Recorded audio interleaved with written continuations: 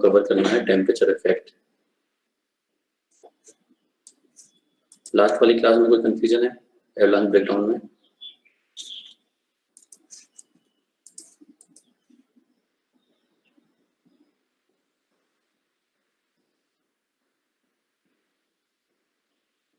किसी को भी? ओके ठीक है, टेम्परेचर इफेक्ट हम लोग स्टार्ट करने वाले हैं। तो पहले जीनर डायोड में या जीनर ब्रेकडाउन में देखते हैं टेम्परेचर इफेक्ट क्या है। जीनर ब्रेकडाउन मैंने एक्सप्लेन किया था हम लोगों को, that is due to quantum mechanical tunneling. और टनलिंग किन कैरियर्स की होती है जीनर डायोड में? Which carrier tunnels through the junction? बताओ जरा, किन कैरियर्स की टनलिंग होती है बेसिकली?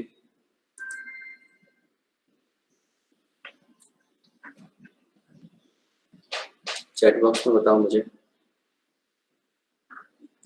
कौन से कैरियर हैं जीनर डायोड में या जीनर ब्रेकडाउन मैकेनिज्म एक्चुअली जिनकी टनलिंग होती है। अच्छा पेपर फुल शो नहीं हो रहा, कहाँ? नीचे ऊपर बताओ, लेफ्ट राइट?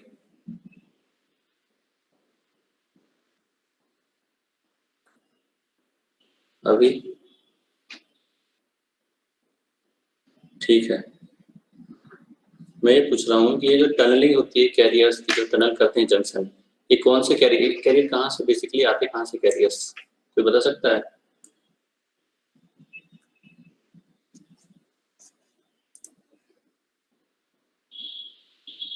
सर रिकॉम्बिनेशन से। बाकी लोग बताओ। सर जब वो कोवैलेंट बॉन्ड टूटता है तब आते हैं। हाँ, कोवैलेंट बॉन्ड ब्रेक होने से बेटा है। नहीं, क्या कहते हैं बाकी लोग जो है क्लास में, मैंने तुमको पहले से बोला हुआ है कि ध्यान से देखा करो। इलेक्ट्रॉनिक डिवाइस इन सर्किट्स में थोड़ा सा भी आपने वर्ड यहाँ वहाँ किया, पूरा आंसर गलत हो जाएगा। रिकॉम्बिनेशन से कैरियर्स जनरेट नहीं होते, डिसअपियर हो जाते हैं। क्लियर है? रिकॉम्बिनेशन, रीजनरेशन से पहली बात तो रिकॉम्बिनेशन रीजनरेशन वर्ड पता होना चाहिए क्या है, वो मैंने अलग से बताया था। ये बाउंड एटम जो है, ये बाउंड एटम्स या बाउंड इलेक्ट्रॉन्स, ये कोवेलेंट बॉन्ड ब्रेक करते हैं अपना और अपना फ्री इलेक्ट्रॉन, क्योंकि इनका फ्री इलेक्ट्रॉन ही डायरेक्टली यहाँ पे बहुत सारे फ्री स्टेट्स देख रहा है। ठीक है, तो दिस कैरियर यहाँ पे जो इलेक्ट्रॉन है, ये फ्री इलेक्ट्रॉन बॉन्ड ब्रेक होने के बाद जो जनरेट हुए हैं, बॉन्ड ब्रेक किया हुआ इलेक्ट्रिक फील्ड के कारण। इलेक्ट्रिक फील्ड कहाँ से आई? रिवर्स पोटेंशियल के कारण। तो बेसिकली ये कैरियर्स इस स्टेट में आना चाहते हैं। General process to cross this barrier, general जो टेंडेंसी है वो इस तरीके से मूवमेंट होनी चाहिए थी, बट क्योंकि ये नैरो जंक्शन है और narrow junction high electric field, तो ये डायरेक्टली पेनिट्रेट करते हैं। अब अगर मैं टेम्परेचर बढ़ाता हूँ, ठीक है, मुझे ये देखना है कि with respect to temperature Zener voltage की रिक्वायरमेंट बढ़ेगी या कम होगी। ठीक है, विद रिस्पेक्ट टू टेम्परेचर हमको ये एनालाइज करना है जीनर ब्रेकडाउन जल्दी होगा या बाद में होगा। अगर मैं टेम्परेचर एक T1 लेता हूँ, उस टेम्परेचर में मैं वोल्टेज ट्यून करूंगा, कौन सा? This reverse potential. तो एक पॉइंट आएगा V का, V equal to something VZ 1 मान लेते हैं। ठीक है, उस पॉइंट पे हम देखेंगे कि ब्रेकडाउन हो चुका है। सॉरी, स्क्रीन वाइट, स्क्रीन जो है ये वाइट स्क्रीन की प्रॉब्लम जो है तुम्हारे लेवल पे, ठीक है, यूजर लेवल पे। इसको ठीक करने के लिए मैंने या तो ब्राउजर वाला वर्जन बोला है कि ब्राउजर से चलाओ डेस्कटॉप व्यू के साथ, या डिवाइस चेंज करो। यहाँ से कोई पॉसिबिलिटी नहीं है। मैंने मतलब लास्ट टाइम सब कुछ ट्राई किया हुआ था, जो भी प्रॉब्लम सॉर्ट आउट हुई है वो तुम्हारे एंड पे हुई है। तो आशुतोष, तुम जो है एक बार अपना क्या कहते हैं डिवाइस चेंज करो, या गूगल क्रोम ब्राउजर पे डेस्कटॉप व्यू के साथ लॉगिन करो, गूगल मीट ऐप में मत चलाओ आप। हाँ, इसको भी नरेंद्र सेम थिंग। ठीक है, आकाश स्क्रीन शो नहीं हो रही है, तुमको भी सेम प्रॉब्लम है ना? नो सर, वाइट स्क्रीन नहीं सर, शो ही नहीं हो रही है। क्या ब्लैक? यस सर, ब्लैक है। हाँ, तो डिस्कनेक्ट करके करो, सेम प्रॉब्लम होती है। गूगल क्रोम के साथ लॉगिन करो, मतलब ब्राउजर के साथ ऐप की जगह। जितने भी लोगों को ये प्रॉब्लम है, डिवाइस चेंज करने की कोशिश करो, ऐप अपडेट करो। ठीक है, पॉसिबल है ये, और नहीं तो स्विच ऑफ करके ऑन करो। इनमें से भी अगर नहीं होता है तो डिवाइस फाइनली चेंज करना होगा। यहाँ से पॉसिबल नहीं है मेरे एंड से, ठीक है। ओके, हाँ ये तुमने ये क्या कहते हैं इसको, मीट को अपडेट किया है क्या, गूगल मीट? फोन अपडेट हुआ है या meet update, Google meet update हुआ है? तो अच्छा, तो एक काम करो, गूगल क्रोम से लॉगिन करके देखो। तो क्रोम यूज करो, क्या दिक्कत है?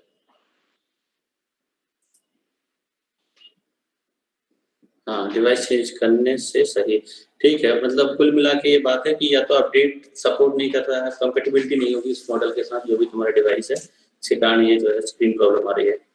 तो वापस क्या कहते हैं डिवाइस चेंज करो या फिर क्रोम के साथ लॉगिन करके देखो, ठीक है।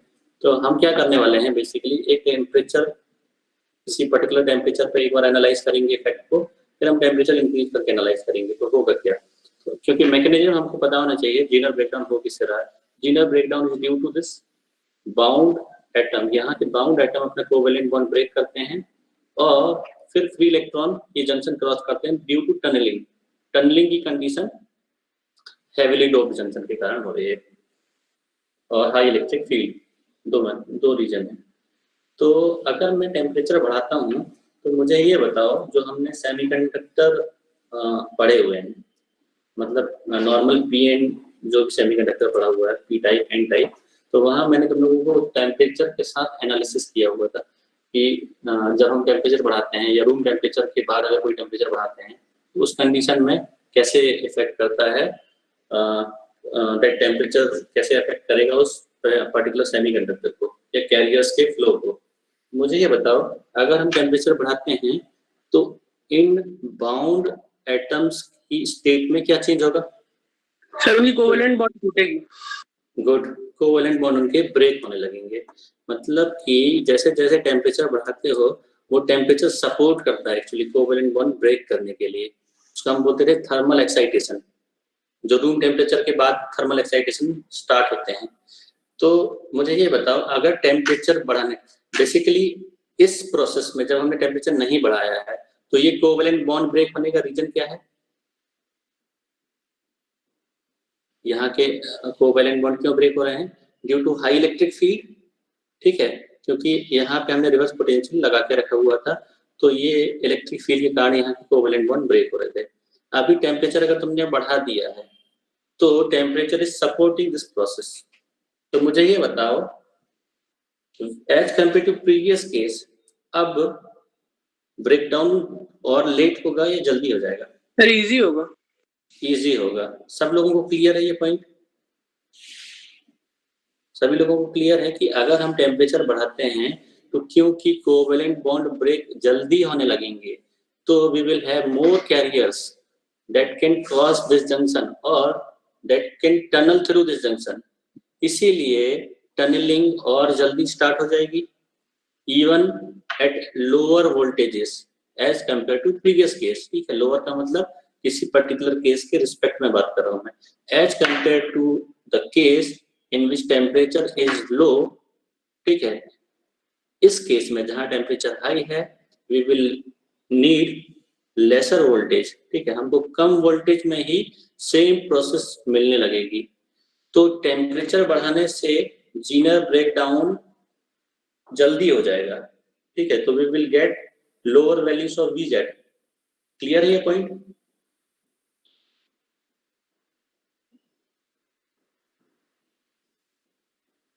हाँ ठीक है, कोई डाउट है तो बताओ जीनर ब्रेकडाउन में।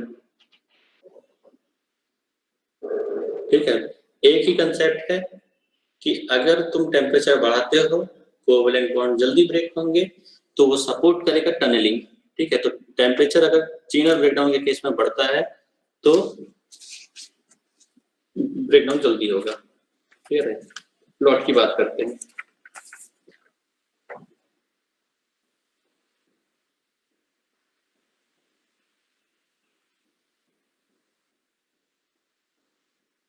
ठीक है, अब मैं फॉरवर्ड कैरी जो है वो कैरेक्टरिस्टिक्स नहीं बना रहा हूँ। ठीक है, टेम्परेचर इफेक्ट के लिए IV प्लॉट में मैं सिर्फ रिवर्स कैरेक्टरिस्टिक्स की बात कर रहा हूँ।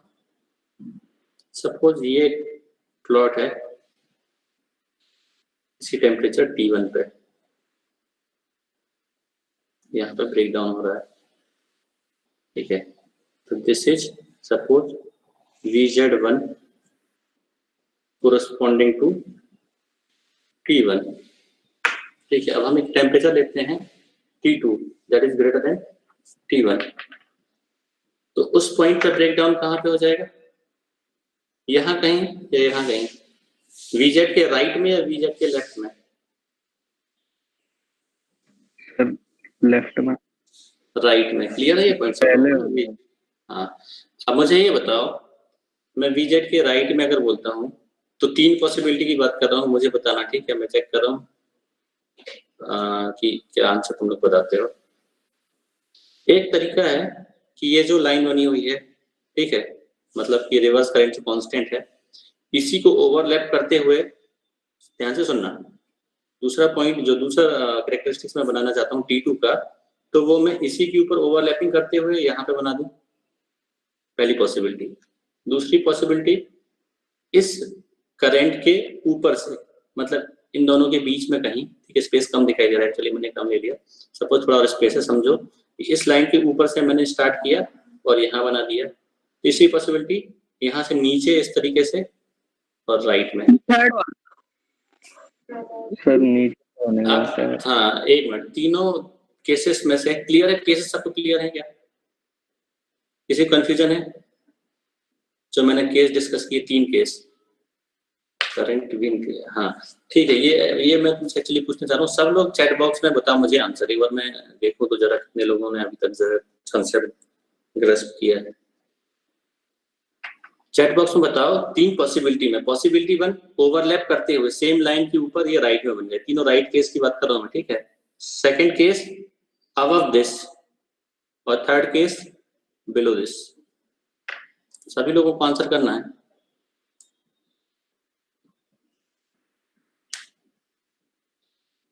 और एक्सप्लेनेशन भी रेडी रखना, ठीक है, अपने अपने।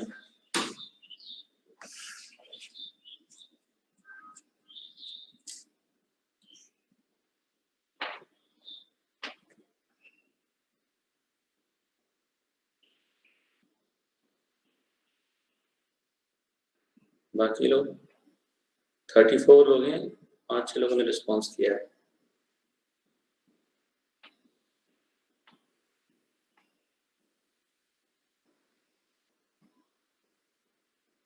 ठीक है, अब मैं पूछ रहा हूँ रैंडम में, ठीक है, आंसर बताना। आकाश सर, आप अनम्यूट करके बताओ क्यों बिलो बनेगा? Yes sir. बिलो क्यों बनेगा? सर क्योंकि बिलो में करंट ज्यादा होती है और करंट इंक्रीज होगी क्यों? टेम्परेचर के साथ। क्यों टेम्परेचर से करंट क्यों इंक्रीज होगी?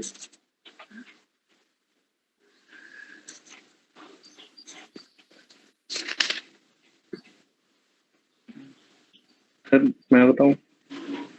कौन? मैं नाम तो बताओ कौन है। सर धीरज। हाँ धीरज बताओ। सर क्योंकि टेम्परेचर इंक्रीज करेगा तो थर्मल एक्साइटेशन होगा, तो कोवेलेंट बॉन्ड आसानी से टूटेंगे, तो हाँ। इसलिए करंट इंक्रीज करेगा सर, इसलिए वो बिलो बनना चाहिए। नहीं, वो तो ठीक है, टेम्परेचर में VZ का पॉइंट मैंने नीचे बना दिया, ठीक है, क्लोज है आंसर, बट एग्जैक्ट थोड़ा सा और जो है इसमें इम्प्रूवमेंट चाहिए। और कोई आंसर बता सकता है? सर जब टेम्परेचर इंक्रीज करते हैं तो हाँ। टनलिंग फास्ट होती है, जिसके कारण VZ की वैल्यू कम हो जाती है। ठीक है, बट करंट का पॉइंट बताओ। अभी तो ये पॉइंट हो गया, VZ कम हो गया, मतलब राइट में चला गया पॉइंट, बट जो 3 केसेस है उनमें अगर बिलो आप बोल रहे हो, VZ के पहले भी थोड़ा सा रहेगा अमाउंट, क्योंकि करंट के कारण जो है, मतलब क्या है, टेम्परेचर के कारण जो है करंट फ्लो होगा, इलेक्ट्रॉन एक्साइट होंगे। हाँ वो तो एग्जैक्टली, ये जैसे ही मैंने कैरेक्टरिस्टिक्स जो है नीचे बनाई, तो वो टेम्परेचर डिपेंडेंसी हो गई कि टेम्परेचर ज्यादा है। में भी सर थोड़ा करंट ज्यादा ही रहेगा, मतलब नी वोल्टेज के पहले भी सर करंट जो है ज्यादा रहेगा, इसलिए पुराने वाले से थोड़ा सा ऊपर। नी वोल्टेज यहाँ पे होता है, नी की तो बात नहीं। ब्रेक डाउन हाँ ठीक है। फिर तो सर वो थोड़ा सा जो ग्राफ बना है उसके नीचे वो वाला ग्राफ आएगा। और कोई एक्सप्लेनेशन? ठीक है, सही है, एक्सप्लेनेशन सबका सही है, ठीक है, बट थोड़ा सा एक इम्प्रूवमेंट चाहिए, एक सिंगल वर्ड जो है हम लोग मिस कर रहे हैं। और कोई बता सकता है? ठीक है, सुनो ध्यान से। टेम्परेचर जब हम बढ़ाते हैं तो हमने सेमीकंडक्टर में पढ़ा हुआ है, टेम्परेचर बढ़ाने से कौन सा ट्रांजिशन स्टार्ट होता है? Band to band transition. और बैंड टू बैंड ट्रांजिशन से कौन कौन से कैरियर जनरेट होते हैं? बैंड टू बैंड से किस टाइप के कैरियर जनरेट होते हैं? Minority carrier. गुड, मेजॉरिटी तो होते ही हैं, माइनॉरिटी भी होते हैं, दोनों होते हैं, सिर्फ माइनॉरिटी नहीं होते हैं ना, majority as well as minority, क्योंकि एक इलेक्ट्रॉन और एक होल, और जो तुम्हारा इम्प्यूरिटी आयनाइजेशन है दैट गिव्स ओनली मेजॉरिटी। तो जब तुम टेम्परेचर बढ़ाते हो तो माइनॉरिटी कैरियर बढ़ेंगे, और माइनॉरिटी कैरियर के लिए स्लाइड हमेशा है जो हमने देखा हुआ है। तो टेम्परेचर बढ़ाने से क्योंकि माइनॉरिटी कैरियर बढ़ गए तो वो क्रॉसिंग, जंक्शन क्रॉसिंग उनकी होनी ही है, क्योंकि तुमने भले बायस करके रखा हुआ है, रिवर्स बायस, वो जो बैरियर है वो फॉरवर्ड के लिए ओपोज करता है, और रिवर्स कैरियर क्या कहते हैं वो मेजॉरिटी कैरियर के लिए ओपोज करता है, माइनॉरिटी को भी सपोर्ट करता है। तो जैसे ही तुमने टेम्परेचर बढ़ाया, क्योंकि माइनॉरिटी कैरियर्स बढ़ेंगे तो माइनॉरिटी कैरियर का मूवमेंट जो है करंट इंक्रीज करेगा। ये ध्यान रखना, मैंने इससे पहले कभी ये पॉइंट एक्सप्लेन नहीं किया है माइनॉरिटी का। टेम्परेचर हाईली टेम्परेचर डिपेंडेंट होते हैं, क्योंकि माइनॉरिटी कैरियर एक ही कंडीशन, मैंने तुम लोगों को हमेशा बताया था कि minority carrier is independent of voltage. Minority carrier का मूवमेंट होता है, थोड़ा सा भी अगर उनको इंक्लिनेशन दिखाई दिया या थोड़ा सा भी स्लाइड है, बट वो जनरेट नहीं हो सकते ड्यू टू दिस वोल्टेज। पर अगर आप टेम्परेचर बढ़ाते हो तो माइनॉरिटी कैरियर्स जनरेट होंगे, EH जनरेट होगा। क्लियर है? क्योंकि माइनॉरिटी कैरियर जनरेट होंगे तो उनका जंक्शन क्रॉसिंग भी होगा और लीकेज करंट सर्किट में तेजी से बढ़ेगी। इसीलिए टेम्परेचर का हाईली डिपेंडेंट है leakage current. Leakage current is highly temperature dependent, और कैसा है कि I0 इंक्रीज करता है बहुत तेजी से if you are increasing temperature. ठीक है, अगर आप टेम्परेचर बढ़ाते हो तो I0 जो लीकेज करंट है वो तेजी से बढ़ेगा, इसलिए ये प्लॉट जो है नीचे नहीं बनेगा इस तरीके से विथ हाई लीकेज करंट। ठीक है, ये T2 के लिए है, और ये करंट मान लो तुम I02 और इसको मान लो I01, where I02 is greater than I01 must be, क्योंकि टेम्परेचर हाई है। तो टेम्परेचर के साथ इसीलिए अभी हमने स्टार्ट तो नहीं किया है, इसीलिए BJT जो है, BJT इसका यूज नहीं किया जाता। नेगेटिव टेम्परेचर कोफिशिएंट होता है, मतलब जैसे जैसे टेम्परेचर बढ़ाओगे रेसिस्टेंस कम होने लगता है। This is negative temperature coefficient of resistance, इसलिए थर्मल रनअवे की प्रॉब्लम होती है। मतलब टेम्परेचर बढ़ेगा तो BJT बर्न हो जाएगा, मतलब साइक्लिक प्रोसेस है। टेम्परेचर बढ़ेगा, करंट बढ़ेगा, फिर टेम्परेचर बढ़ जाएगा, क्योंकि हीटिंग होगी डिवाइस की, करंट बढ़ने से पावर डिसिपेशन बढ़ेगा, और ये साइक्लिक प्रोसेस के कारण BJT में थर्मल रनअवे की प्रॉब्लम होती है। आगे पढ़ेंगे, ठीक है, तो इसलिए इसका यूज नहीं करते। अब एक पॉइंट क्लियर है, जीनर ब्रेकडाउन में टेम्परेचर इफेक्ट सभी लोगों को।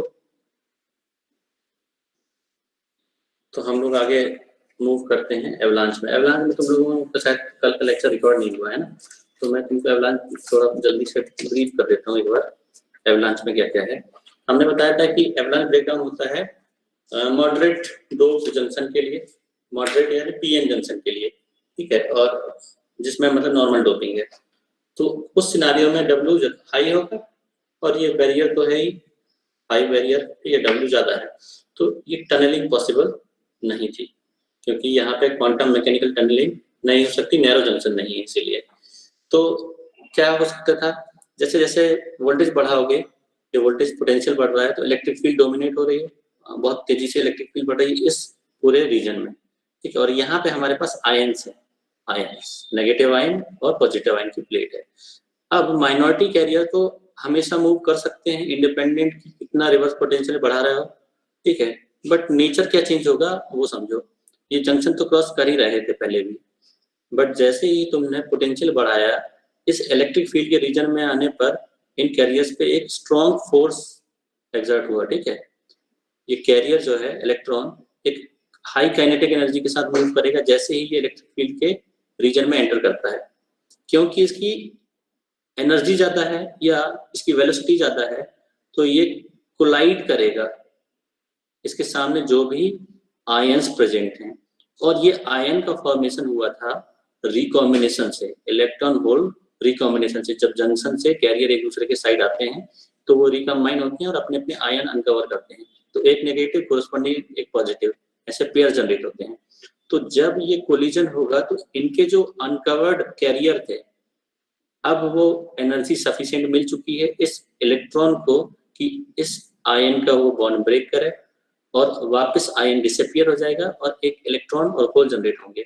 तो होल तेजी से सेपरेट हो जाएगा इलेक्ट्रिक फील्ड से, और ये इलेक्ट्रॉन, ठीक है, इलेक्ट्रॉन हाई एनर्जी के साथ फिर से कोलाइड करेगा क्योंकि स्टिल ये इलेक्ट्रिक फील्ड के रीजन में है।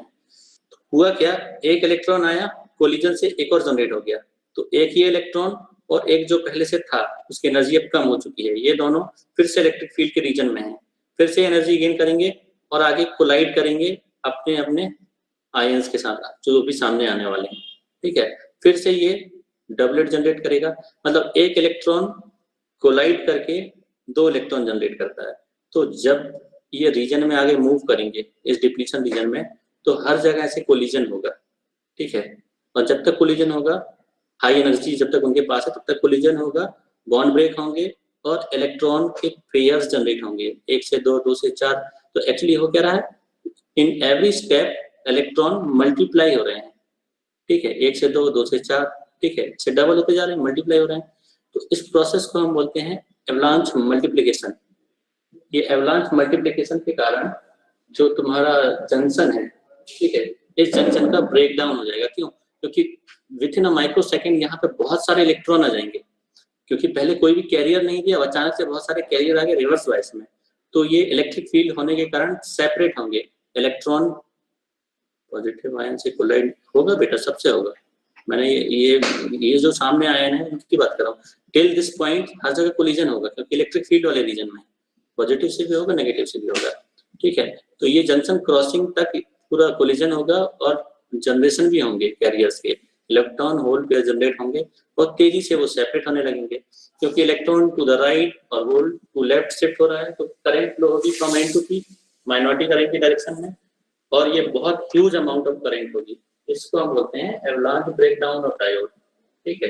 तो ये पॉइंट अभी क्लियर है ना, जैसे मैंने कल भी एक्सप्लेन किया हुआ था, अभी इसलिए भी बता दिया कि अब हम टेम्परेचर डिपेंडेंसी देखने वाले हैं। तो इस तरीके से एवलांच ब्रेकडाउन होता है डायोड में, जहां पर मॉडरेट डोपिंग है, क्योंकि यहाँ टनलिंग पॉसिबल नहीं थी। अब मुझे ये बताओ कि टेम्परेचर अगर बढ़ाते हो तो फिर क्या होगा? सर और जल्दी और सपोर्ट करेगा एवलांच ब्रेकडाउन में।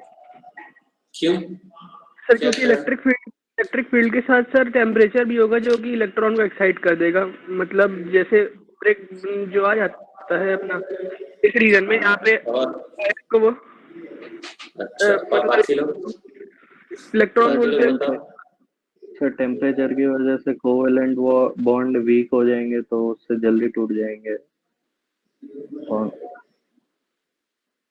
और बाकी लोग जल्द सपोर्ट करने के अलावा कोई आंसर है दूसरा? हाँ सर वो मतलब ज्यादा टेम्परेचर बढ़ाएंगे तो उसमें इतना ज्यादा इलेक्ट्रॉन्स का मूवमेंट नहीं होगा, क्योंकि इसमें ये वाइब्रेट करके जाता है अंदर, जो डिप्लीशन रीजन है उसमें ये वाइब्रेट करके इलेक्ट्रॉन्स जाते हैं, तो इसमें टेम्परेचर बढ़ाएंगे तो ज्यादा मतलब इफेक्ट नहीं पड़ेगा। ओके, ठीक है, एग्जैक्टली। तुम लोगों ने एक कंसेप्ट पढ़ा हुआ है, ध्यान नहीं होगा तुम लोगों को, मोबिलिटी। 12th में भी शायद पढ़ा होगा या फर्स्ट ईयर में तो पढ़ा ही होगा, मोबिलिटी पढ़ा है। मोबिलिटी क्या होती है कैरियर्स की? रैंडमनेस आ जाएगी इलेक्ट्रॉन। हाँ, रैंडमनेस, ठीक है। मोबिलिटी बताती है रैंडमनेस कितनी है सिस्टम में। अब समझो, मैं फिर से बता रहा हूँ, जितने भी लोगों ने नहीं पढ़ा है मैं फिर से बता रहा हूँ, ध्यान से सुनना, कि ये माइनॉरिटी कैरियर के कारण हो रहा था। ये पूरी प्रोसेस मैंने देख ली, ये माइनॉरिटी कैरियर के मूवमेंट के कारण। अब तुम लोगों ने एक जो है प्रोसेस पढ़ी है, मैंने इससे पहले जो है जब सेमीकंडक्टर स्टार्ट किया था वहां मैंने तुम लोगों को ये प्रोसेस थोड़ा सा ब्रीफ किया था उस समय, कि जब हम टेम्परेचर बढ़ाते हैं तो लैटिस जो होता है, क्रिस्टल लैटिस, उसमें वाइब्रेशन स्टार्ट हो जाते हैं, थर्मल वाइब्रेशन, ठीक है, उसको बोलते हैं थर्मल वाइब्रेशन। टेम्परेचर के कारण वाइब्रेशन जो स्टार्ट होते हैं, थर्मल वाइब्रेशन। तो ये थर्मल वाइब्रेशन के सोर्स क्या होते हैं? थर्मल वाइब्रेशन का सोर्स होता है फोनॉन। फोनॉन जैसे इलेक्ट्रॉन है, जैसे आपके पास होल है, जैसे प्रोटॉन है, वैसे ही एक फोनॉन होता है। फोनॉन जो है सोर्स ऑफ वाइब्रेशन होते हैं। किसी भी सेमीकंडक्टर क्रिस्टल मटेरियल में अगर वाइब्रेशन स्टार्ट होता है तो वो फोनॉन्स के थ्रू, मतलब फोनॉन्स एक्चुअली मूव करते हैं। और फोनॉन्स का मूवमेंट क्यों होता है या फोनॉन वाइब्रेट क्यों करते हैं? क्योंकि थर्मली वो एक्साइट हो जाते हैं थर्मल टेम्परेचर से, ठीक है। तो जब टेम्परेचर बढ़ता है तो क्रिस्टल लैटिस में वाइब्रेशन स्टार्ट हो जाते हैं, और वाइब्रेशन जब स्टार्ट होगा तो जो तुम्हारा रेंडमनेस है वो बढ़ेगी या कम होगी? रेंडमनेस सर बढ़ेगी। बढ़ेगी। रेंडमनेस बढ़ रहा है मतलब इस कैरियर को जो आगे जाना था डायरेक्शनली, ठीक है, ये आगे स्ट्रेट लाइन में अगर जाना चाहता है तो अब इसकी एनर्जी वाइब्रेशन में लूज होगी। अब इसको सीधे जाना, इंस्टेड ऑफ गोइंग फॉरवर्ड, ठीक है, स्ट्रेट, वो अब वाइब्रेट करते हुए, मतलब दोनों डायरेक्शन में, ठीक है, वर्टिकली और हॉरिजॉन्टली मूव करती हो जाएगा। तो पहले वाले सिनेरियो में जब ये स्ट्रेट मूवमेंट कर रहा था तो इसके पास एनर्जी ज्यादा थी, क्योंकि अब ये इस तरीके से वाइब्रेट करते हुए मूव करेगा तो इसकी energy as compare to previous case कम होगी या ज्यादा? कम हो जाएगी, ऑसिलेशन में कम हो उसकी जो जाएगी। है। तो हाँ, तो सेम इलेक्ट्रिक फील्ड में अगर मैं बात करता हूँ डिस्टेंस की, दो scenario 1 without vibration, scenario 2 with vibration, तो किस सिनेरियो में ज्यादा डिस्टेंस कवर करेगा कैरियर? सर फर्स्ट वाले में जब स्ट्रेट जाएगा। फर्स्ट वाले में जब रेंडमनेस कम से कम होगी तो मूवमेंट या डिस्टेंस ज्यादा होगी, अलाइंड होगी, ठीक है, उसको बोलते हैं मोबिलिटी हाई होगा। इसलिए मोबिलिटी को इनवर्सली प्रोपोर्शनल लिखते हैं टेम्परेचर के, T⁻⁻m। m डिपेंड करता है रेंज में टेम्परेचर के। Mobility mu is inversely proportional to T, या 1/T⁻m या T⁻⁻m। m इज फैक्टर जो टेम्परेचर के रेंज पे डिपेंड करता है, ठीक है। ये कंसेप्ट मैंने तुम लोगों को सेमीकंडक्टर में नहीं पढ़ाया है, क्योंकि सिलेबस में मैंने बोला था कि बहुत सारे टॉपिक हैं, वैसे तो देखा जाए क्योंकि वो मेंशन नहीं है। तो जिन लोगों को तैयारी करनी है वो मोबिलिटी वाला कंसेप्ट बहुत जो है ध्यान से पढ़ लेना, ठीक है। तुमको मिल जाएगा ये मिल मेंस में मोबिलिटी क्या होता है सेमीकंडक्टर के अंदर, छोटा सा टॉपिक है, न्यूमेरिकल आते हैं यहाँ से। इलेक्ट्रिक फील्ड के साथ भी ये रिलेशनशिप होती है मोबिलिटी की। VD ये होते हैं drift velocity, mobility into electric field के बराबर होती है, तो यहाँ से न्यूमेरिकल बनते हैं। तो ये देख लेना, मैंने इंट्रोडक्शन दिया है कि टेम्परेचर बढ़ाने से रेंडमनेस या वाइब्रेशन स्टार्ट होंगे, और वाइब्रेशन स्टार्ट होने से मोबिलिटी डिक्रीज होगी। ये रिलेशनशिप बताना होगा तुमको एवलांच मल्टीप्लिकेशन में अगर टेम्परेचर इफेक्ट पूछा जाता है तो, कि when we increase temperature mobility decreases, hence these carrier finds difficulty to move forward, और as compared to previous case अब ये मल्टीप्लिकेशन फैक्टर कम हो जाएगा एवलांच मल्टीप्लिकेशन। क्यों? क्योंकि जितनी एनर्जी से कोलाइड कर रहे थे पहले ये, अब उससे थोड़ी कम एनर्जी होगी। तो अगर मैं बात करता हूँ ये कैरियर पहले सपोज ये 3 आयन को कोलाइड करके ब्रेक कर सकता था, तो अब इसकी एनर्जी अगर कम हो चुकी है तो पॉसिबिलिटी है कि इंस्टेड ऑफ 3 ये 2 ही के साथ करे या 1 के साथ कोलिजन कर पाए, जिससे TH पेयर जनरेट होते हैं। तो क्योंकि अब ये कम कैरियर्स प्रोड्यूस कर सकता है, इसलिए मल्टीप्लिकेशन फैक्टर बेसिकली जो होगा वो अब डिक्रीज कर जाएगा पहले वाले केस से। इसीलिए टेम्परेचर के साथ एवलांच ब्रेकडाउन बढ़ेगा या कम होगा? कम होगा। और avalanche breakdown voltage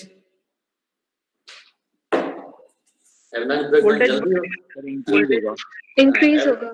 avalanche voltage बढ़ जाएगा, ठीक है, एवलांच वोल्टेज बढ़ जाएगा। तो ये डायग्राम अगर बनाना चाहें तो फिर से सिनेरियो सेम, ठीक है। Suppose this is point of avalanche breakdown VA1, this corresponding to T1, something T1.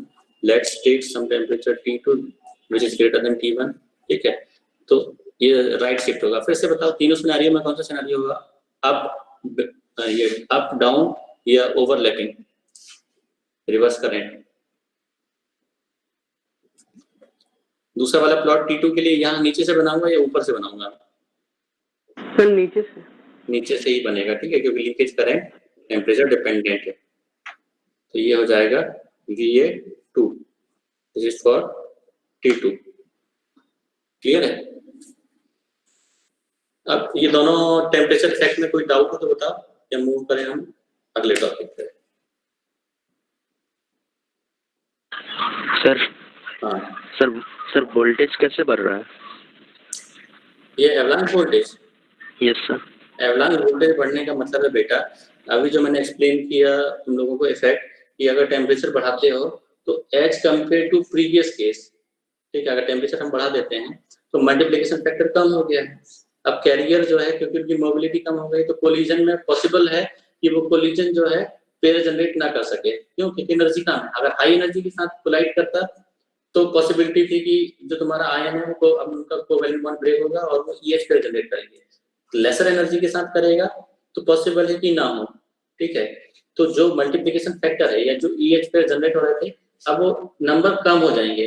तो एवलांच मल्टीप्लिकेशन के लिए जितने कैरियर चाहिए high amount of current generate करने के लिए, उतनी कैरियर्स के लिए तुमको थोड़ा सा वोल्टेज और प्रोवाइड करना होगा, जिससे एनर्जी और बढ़े। क्यों? क्योंकि इलेक्ट्रिक फील्ड से तुम एनर्जी बढ़ाते हो तो तुमको इलेक्ट्रिक फील्ड और स्ट्रॉन्ग करना होगा।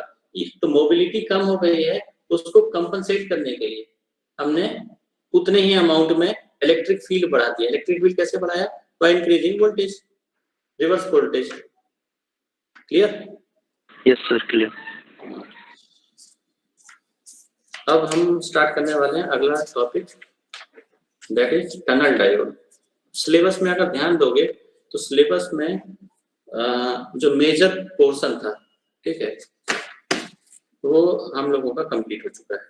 सर इसके PDF ग्रुप में शेयर करा दीजिएगा। जंक्शन का मैंने तुम लोगों को दे दिया था। तुम लोगों ने कितने लोगों ने वो एनिमेशन वाला देखा है?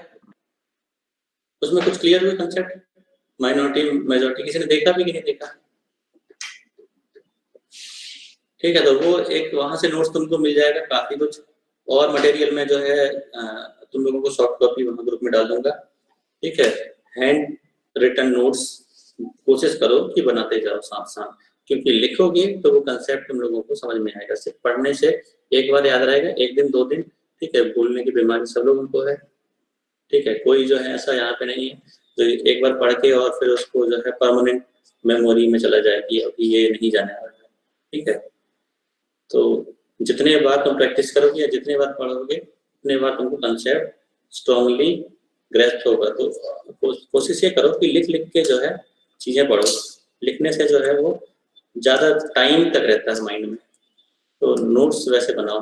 एक रेफरेंस मटेरियल, रेफरेंस के लिए तुम्हारे पास मिलमेंस की बुक है, जो मैं मटेरियल देता हूँ वो भी, और क्लास में जो पढ़ाया, 3 चीज़ों के साथ मिलकर नोट्स बना सकते हो। नोट्स ऐसी होनी चाहिए जो लैंग्वेज जिसकी थोड़ी अच्छी हो ग्रामेटिकली, ठीक है। तो दोनों इसलिए रेफरेंस बोल रहा हूँ कि अच्छी बुक, टेक्स्ट बुक यूज करो, और साथ साथ ये QB से पढ़ने वाले लोगों के लिए सजेशन नहीं है। बहुत सारे लोग ऐसे होंगे क्लास में जो शिवानी से पढ़ते हैं, तो वो कंसेप्ट तो कभी जिंदगी में गेन नहीं कर पाओगे, क्योंकि शिवानी का कट पेस्ट है, ठीक है। वो 2 बुक के पता लगा, एक डिफिकल्ट क्वेश्चन में 2 अलग अलग पेजेस से, अलग अलग टेक्स्ट बुक से दोनों का कट पेस्ट कर दिया है। तुम पढ़ के समझते रहो कि कहाँ पे क्या चेंज हो रहा है। तो एग्जाम, जो सिर्फ एग्जाम पॉइंट ऑफ व्यू से पढ़ रहे हैं उनके लिए नहीं सजेशन, बाकी लोगों के लिए कि थोड़ा ध्यान से जो है ये चीज़ें पढ़ना। अब मैंने जो टॉपिक अभी तक कवर किए हैं, ठीक है, ऑलमोस्ट मेजॉरिटी पोर्शन हो चुका है। अब हमारे पास बेसिक जो डायोड्स हैं, ठीक है, या different nature of diode using this PN junction, हम उसमें कुछ चेंजेस करेंगे। इधर पोटेंशियल है बायस वाइज हम लोग चेंज करेंगे, या डोपिंग वाइज चेंज करेंगे, या सेमीकंडक्टर का नेचर भी होता है उससे भी चेंज कर सकते हैं। तो 3 अलग अलग तरीके से हम लोग जो है डिफरेंट एप्लीकेशन बना सकते हैं डायोड की। उसके पहले जो टॉपिक हम लोगों ने कवर किया है उसमें एक ही बता दूं मैं, PN जंक्शन डायोड का हम लोगों ने सिंबल नहीं देखा है, ठीक है। तो क्वेश्चन अगर तुम लोगों को एग्जाम में आते हैं तो बेसिकली तुम लोगों को क्या करना है वो ध्यान रखना। तुम लोगों को हर एक डायोड के क्वेश्चन में एक तो ब्लॉक डायग्राम, ठीक है, ब्लॉक डायग्राम मतलब जो तुम्हारा बॉक्स लेवल PN जंक्शन का डायग्राम है वो, तो कंस्ट्रक्शन होगा वो, ठीक है। मैं तुमको पॉइंट बता देता हूँ कि डायोड में क्या क्या लिख सकते हो। पहला, कंस्ट्रक्शनल डिटेल्स, ठीक है। थ्योरी जो है कभी भी तुम्हारे जो क्वेश्चन पेपर में आते हैं, स्कोर करने के लिए मैं तुमको आइडिया बता रहा हूँ कि RGTV में अगर स्कोर करना है तो कभी भी पैराग्राफ जो है सिंगल पैराग्राफ में आंसर मत लिखो, पैराग्राफ चेंज करो, ठीक है। कोशिश करो हैंड राइटिंग अच्छी हो, पहली तो हैंड राइटिंग ठीक होनी चाहिए ताकि लोग जो है जो कॉपी चेक कर रहे हैं वो पढ़ सकें कि क्या लिखा हुआ है। सेकेंड थिंग, कभी भी सिंगल पैराग्राफ में मत लिखो, जहाँ पे तुम्हारा इंपॉर्टेंट पॉइंट जो तुमने उस पर्टिकुलर क्या कहते हैं टॉपिक के लिए पढ़ा हुआ है उसको पैराग्राफ चेंज करके हाईलाइट करो। पैराग्राफ जहाँ चेंज होता है वहाँ पे लोग देखते हैं कि क्या लिखा हुआ है, ठीक है। तो जहाँ तुमने इंपॉर्टेंट पॉइंट लिखे हुए हैं वो पैराग्राफ चेंज करके लिखो पहला। और उसके अलावा क्या कर सकते हो, इसके अलावा हाइलाइटर यूज कर सकते हैं। हाइलाइटर में पेंसिल बस, क्योंकि अभी तुम लोगों को ब्लैक पेन वो सब अलाउ नहीं है, तो हाईलाइट मतलब नीचे जो है अंडरलाइन करके हाईलाइट कर सकते हो उस पॉइंट को। और चौथा इंपॉर्टेंट है सबसे ज्यादा, दैट इज डायग्राम। डायग्राम का यूज किया करो। अब मैं बताता हूँ कि क्या क्या लिख सकते हो इन क्वेश्चंस में, पीएन जंक्शन या डायोड्स के केसेस में। कंस्ट्रक्शनल डिटेल्स, ठीक है, मतलब कि जो भी तुमने डायोड बनाया है वो किस किस टाइप के मटेरियल से बना हुआ है। जैसे हमने यहाँ पीएन जंक्शन लिया हुआ था, एक साइड पी टाइप मटेरियल, एक साइड एन टाइप, उसमें डोपिंग अलग अलग स्केल की, सेमीकंडक्टर पी टाइप का सिलिकॉन का लिया है, जो भी लिया है वो सारी डिटेल तुम इसमें कंस्ट्रक्शनल डिटेल्स में लिख सकते हो, ठीक है। थ्योरी में हमने जब वो रिकम्बाइन दोनों को ज्वाइन किया, ठीक है, वर्किंग एक्चुअली जब हमने दोनों को ज्वाइन किया तो उस ज्वाइनिंग से जो प्रोसेस हुई, मतलब डिफ्यूजन हुआ कैरियर्स का, ठीक है, तो इक्विलिब्रियम तक जो करंट जीरो हुई वो पूरी प्रोसेस थ्योरी में, ठीक है। फिर इसके अंडर ही बायस लिख सकते हो, अंडर दिस बायस लिख सकते हैं अगर पूछा गया, नहीं तो बहुत बड़ा हो जाएगा आंसर, ठीक है। और थ्योरी में ही इंक्लूड करना है तुम लोगों को बायस के साथ साथ एनर्जी बैंड डायग्राम, मतलब एक्सप्लेनेशन जो है यूजिंग ब्लॉक डायग्राम और यूजिंग एनर्जी बैंड डायग्राम हम लिख सकते हैं। तो एनर्जी बैंड डायग्राम को कब एक्सप्लेन करना है, जब क्वेश्चन उस टाइप का हो, मार्क्स मतलब उनको देखना है एक्चुअली मार्क्स कितने मार्क्स का है, और फिर यहाँ पे एप्लीकेशन लिखना है, ठीक है। बस तुमको ऊपर कहीं जब तुमने स्टार्ट किया होगा, चाहो तो अलग से एक पॉइंट में इसका सिंबल बना दो, ठीक है, सिंबल। तो हम लोगों ने जो डायोड के सिंबल है वो अभी नहीं देखे हैं, तो वैसे सभी लोगों को मेरे को लगता है आइडिया है कि डायोड का सिंबल कैसे होता है। पीएन डायोड का सिंबल कितने लोगों को पता है? पीएन डायोड का सिंबल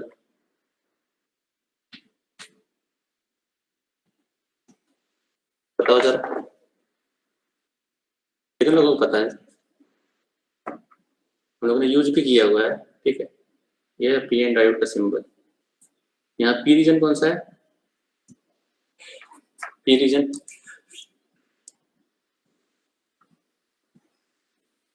और एन रीजन। सर वो ट्राइंगल जैसा जो है वो पी है और वो जो लाइन है वो एन है। This is P, this is an, ठीक है। तो एक्चुअली अगर सिंबल को समझे तो ये क्या क्या चीज बताता है वो मैं बात कर रहा हूँ, ठीक है। दिस एरो हेड, ये एरो हेड रिप्रेजेंट करता है direction of current, forward current, ठीक है, this is direction of current. This vertical plate, ये वर्टिकल प्लेट बताता है barrier, when current is going forward from P to N, तो एक प्लेट है या एक बैरियर है जो इसे ओपोज कर रहा है। क्लियर है? क्लियर है पॉइंट, ठीक है। तो ये एरो हेड सिंबल में सर नीचे इसकी डेफिनेशन ऐसे भी लिख सकते हैं, मतलब सिंबल को डिस्क्राइब कर सकते हैं। हाँ, अगर तुमको क्या कहते हैं टाइम है, वैसे तो बहुत कुछ इसमें लिखने के लिए, ये भी लिख सकते हो कि एरो हेड सिंबल में लिख सकते हो कि एरो हेड, और इवन अगर सिंबल अलग से तुमने जो मेंशन किया हुआ है तो लिख दो, ठीक है। अगर सिंबल तुमने अलग पॉइंट ही बनाया हुआ है तो ये लिख दो, ये this arrow head represent direction of current, this vertical plate represents barrier, जो पीएन जंक्शन में बैरियर रिप्रेजेंट है और जो बैरियर प्रेजेंट है। क्लियर है? ऐसे ही जीनर डायोड, तो जीनर डायोड का symbol same vertical plate with this sign Z, ठीक है।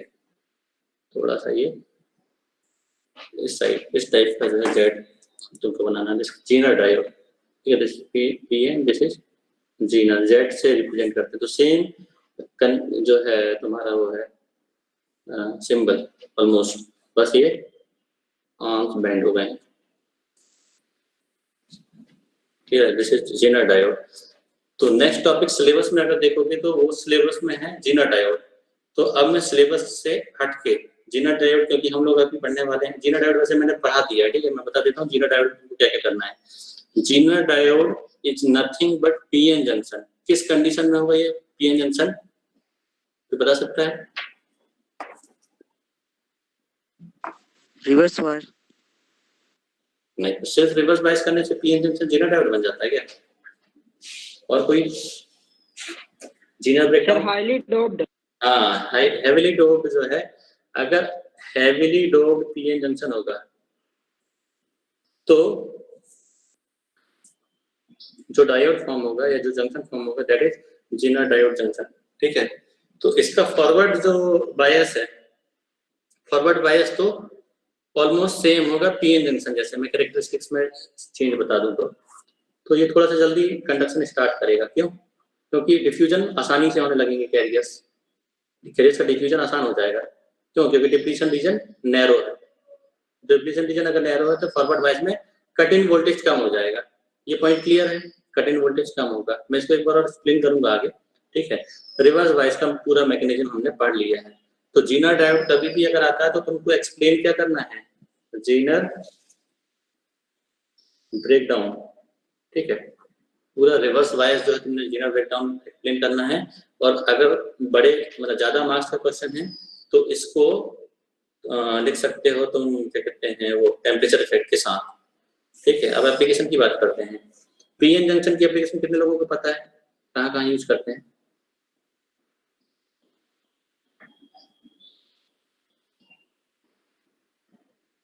पीएन जंक्शन का यूज होता है स्विचिंग में, एलईडी में। तुम लोग अभी एक यूज कर रहे हो, वो सब्जेक्ट पढ़ रहे हो, उसमें लॉजिक गेट्स। ठीक है, तो लॉजिक गेट्स हम बना सकते हैं यूजिंग, ठीक है, मॉस भी बनता है और डायोड से। एंड गेट और गेट ये सब हम डिजाइन कर सकते हैं यूजिंग पीएन जंक्शन डायोड।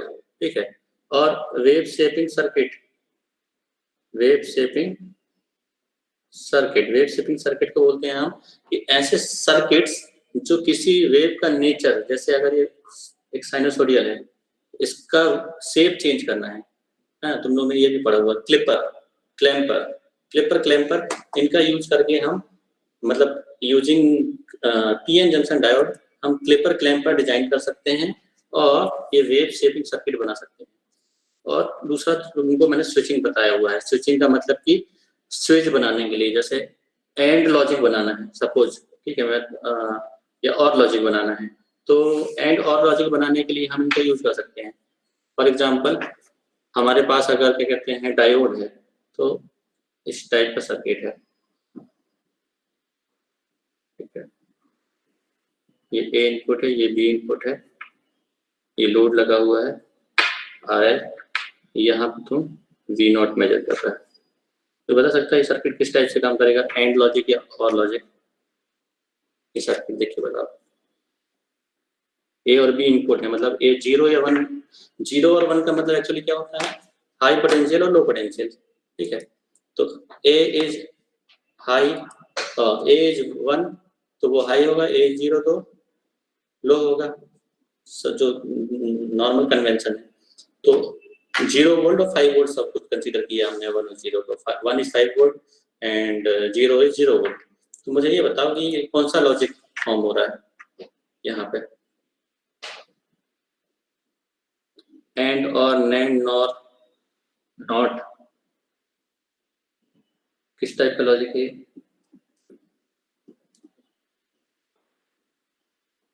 देखो a इक्वल टू 1, ठीक है, पहले दोनों 0 करते हैं, 0 का मतलब 0 वोल्ट, तो पीक साइड कनेक्ट कर रहे हैं अगर 0 पोटेंशियल से, तो डायोड ऑन होगा क्या? दोनों डायोड ऑन होंगे या नहीं होंगे? नो सर, नहीं होंगे, दोनों ऑफ होंगे। ठीक है, दोनों ऑफ होंगे तो यहाँ से कोई भी करंट फ्लो होगी या नहीं होगी?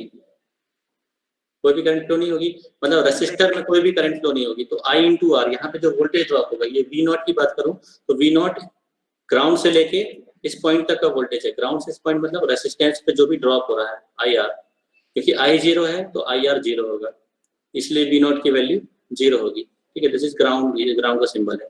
तो V नॉट पोटेंशियल है ग्राउंड और इस नोड के बीच का, और इनके बीच में सिर्फ रेसिस्टेंस लगा हुआ है, तो ये रेसिस्टर पे ड्रॉप के बराबर होगा, I इंटू आर के बराबर। तो क्योंकि यहाँ से आने वाली आई जीरो है दोनों पॉइंट से, ये एंटर कर सकती है एक आई और एक ये आई, दोनों जीरो हैं तो आई आर जीरो होगा। अब अगर तुम ए को 1 लोगे तो यहाँ से करंट फ्लो होगी क्योंकि डायोड ऑन हो गया, तो आई आर तुमको ड्रॉप मिलेगा।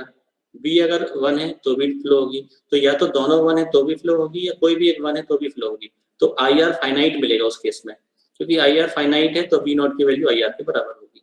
तो वोल्टेज मिलेगा तुमको आई इंटू आर एल। तो A1 तो V नॉट मिल रहा है, V1 तो V नॉट मिल रहा है, दोनों 1 तो भी V नॉट मिल रहा है, दोनों जीरो हो गए तो V नॉट जीरो है। कौन सा लॉजिक? और लॉजिक। तो ठीक है, ये और गेट है यूजिंग डायोड्स। तो ऐसे हम बहुत सारे स्विचिंग में जो है यूज कर सकते हैं डायोड का, स्विचिंग एप्लीकेशन, ठीक है। और wave shaping circuit. Second Zener की एप्लीकेशन हमने पढ़ी हुई है, किसमें यूज करते हैं जीनर डायोड का? Voltage regulator, voltage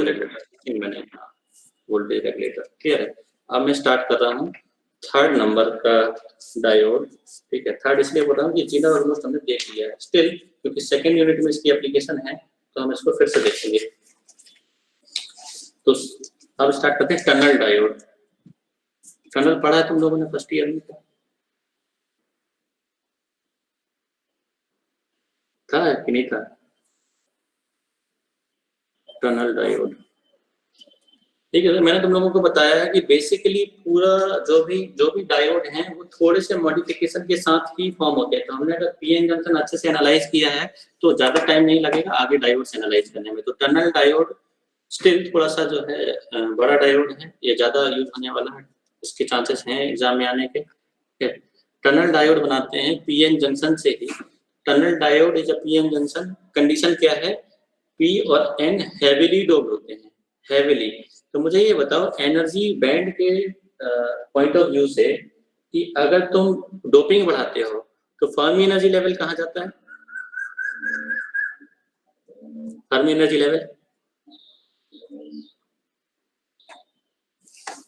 chat box में भी बता सकते हो तुम लोग, है ना आंसर। जिन लोगों को म्यूट से हटा के नहीं बताना, और जिसको म्यूट से हटा के बताना वो लोग बताओ कि if you are increasing doping then Fermi level की जो पोजीशन है वो कैसे चेंज होती है दोनों पी और एन टाइप में?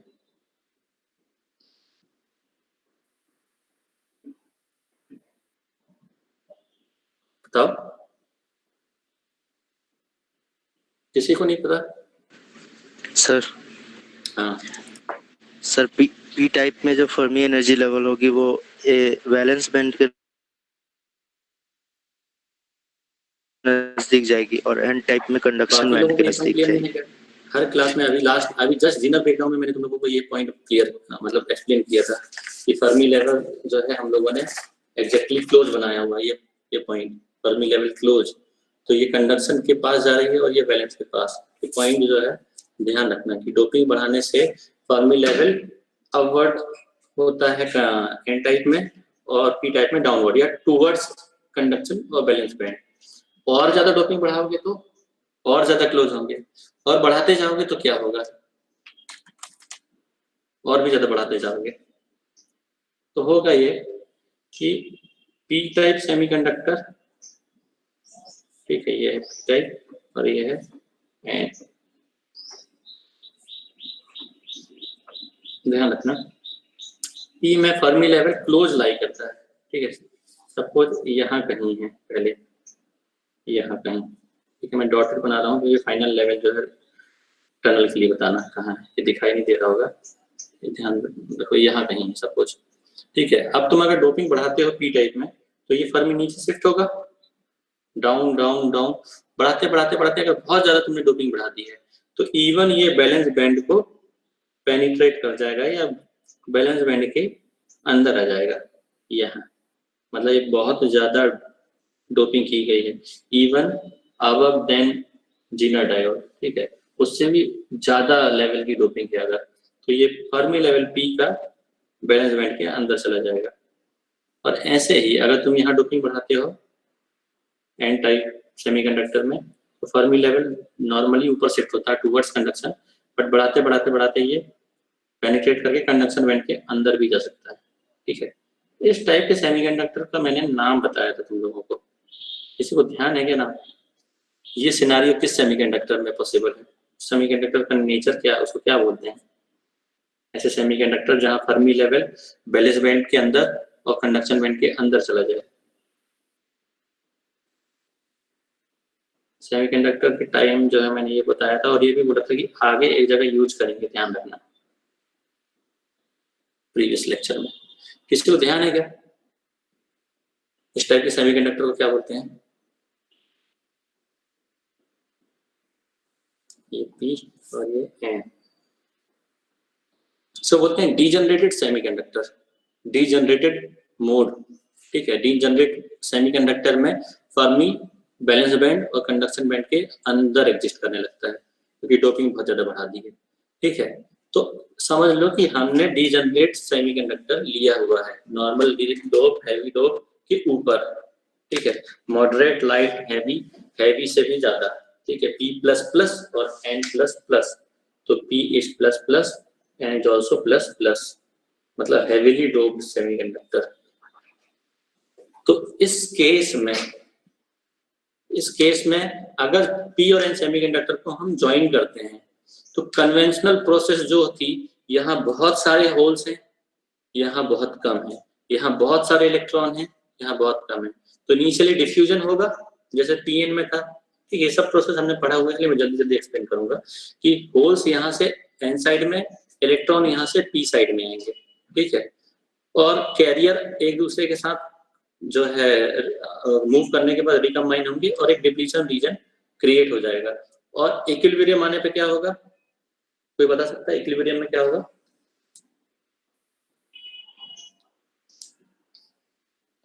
बोलो।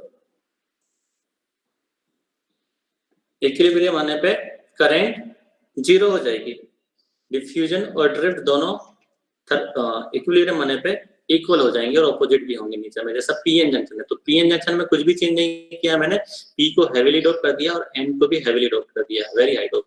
ठीक है, तो उस कंडीशन में भी इनिशियली डिफ्यूजन ज्यादा होगा, बस ये चेंज होगा कि डिफ्यूजन ज्यादा होंगे और फाइनली सारे के सारे कैरियर्स एक दूसरे के साइड मूव करने के बाद एक डिफ्यूजन रीजन क्रिएट होगा और यहाँ से अब फर्दर मूवमेंट जो है इम्पॉसिबल होगा, या हम बोलते हैं ऑल्टरनेटिवली कि डिफ्यूजन और ड्रिफ्ट बराबर हो जाएंगे, इक्विलिब्रियम में करंट जीरो। तो मैं फर्मी लेवल से तुमको एक्सप्लेन कर रहा हूँ उसकी वर्किंग।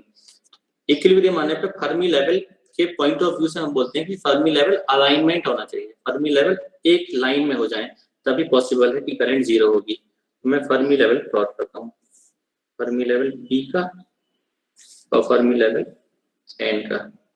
ये P है और ये EF N है, ये अलाइन हो चुके हैं। ठीक है, क्योंकि करंट जीरो है। अब ये कहाँ एग्जिस्ट कर रहा है?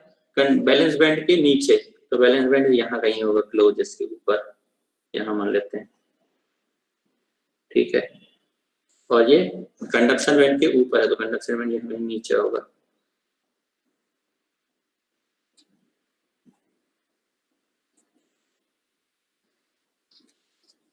ये है तुम्हारा EV, तो कोरस्पॉन्डिंग EC यहाँ कहीं बना दिया। कहीं डाउट हो तो मुझे रोक लेना है, आप पूछ लेना। EC तो EV यहाँ कहीं नीचे होगा। अब क्योंकि ये हेवीली डोप्ड जंक्शन है, तो यहाँ पे डिप्लीशन रीजन जो फॉर्म होगा वो थोड़ा सा नैरो होगा।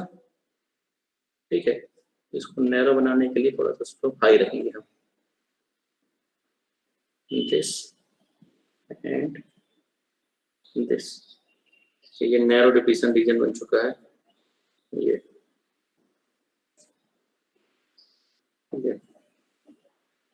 This is W।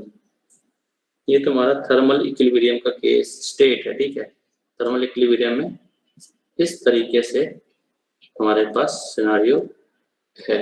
यहाँ पे तुम्हारे पास बाउंड इलेक्ट्रॉन, फ्री इलेक्ट्रॉन है कंडक्शन बैंड में, यहाँ बहुत सारे, और यहाँ वैलेंस बैंड में तुम्हारे पास बहुत सारे होल्स हैं। और ये तुम्हारा बैरियर पोटेंशियल एग्जिस्ट कर रहा है Q times V, BI building के बराबर।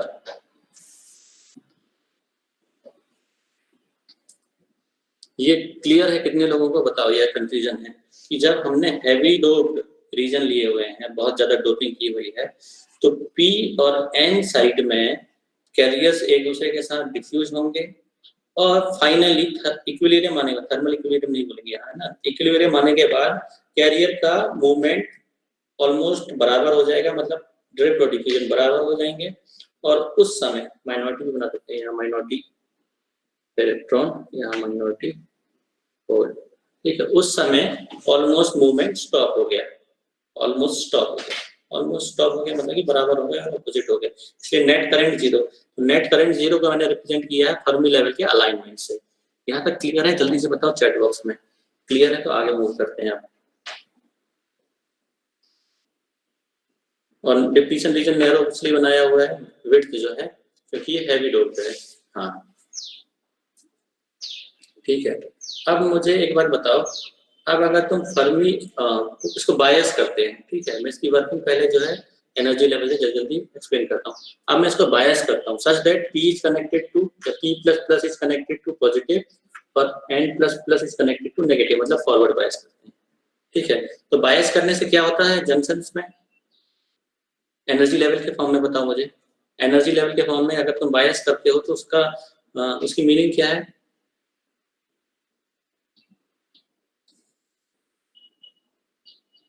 सर बैरियर पोटेंशियल कम होगा। बैरियर पोटेंशियल कम होगा, और कैसे कम होगा? चलो अच्छा ये बता दो, बैरियर पोटेंशियल।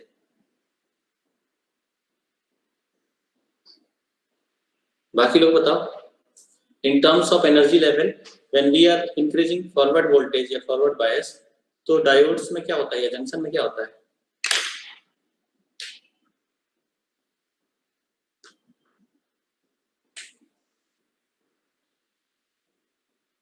बोलो।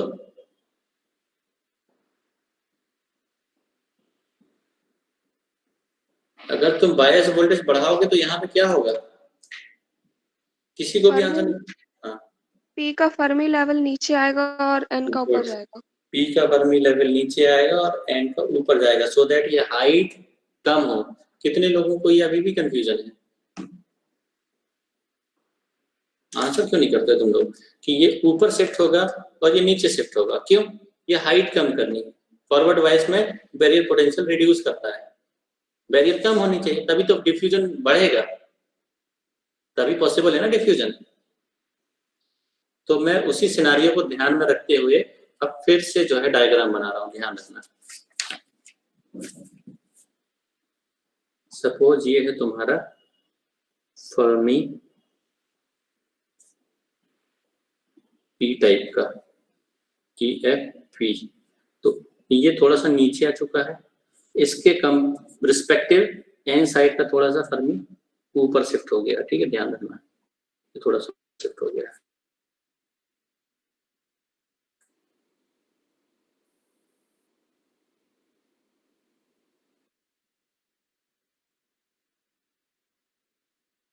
सेमीकंडक्टर है, ये फर्मी लेवल कहाँ एग्जिस्ट कर रहा है? बैलेंस के अंदर, तो बैलेंस होगा ऊपर, ठीक है, बैलेंस बैंड मान लेते हैं यहाँ पे।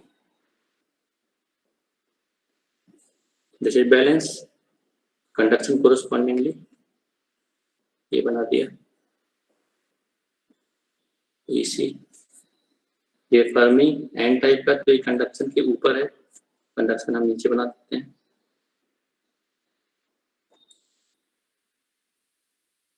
और EV फिर से नीचे, EV नीचे।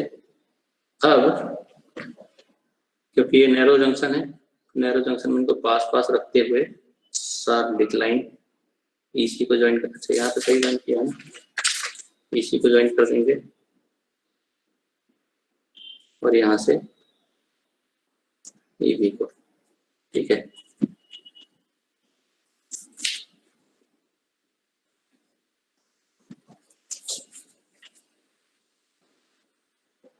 और ये तुम्हारा हो गया depletion region, narrow depletion region, ठीक है। प्रीवियस केस से भी और कम कर देना थोड़ा, W। हाइट भी रिड्यूस हो जाएगी। न्यू हाइट क्या होगी? न्यू हाइट ये बता सकता है? ये new height Q times VVI माइनस V अप्लाइड बायस के बराबर, अप्लाइड बायस ये है plus minus V, this P plus plus, this is N plus plus, ठीक है। और कंडक्शन बैंड में हमारे पास है इलेक्ट्रॉन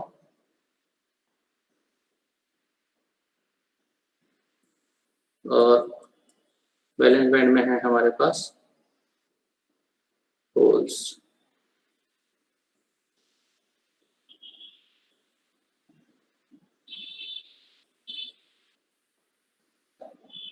क्लियर है?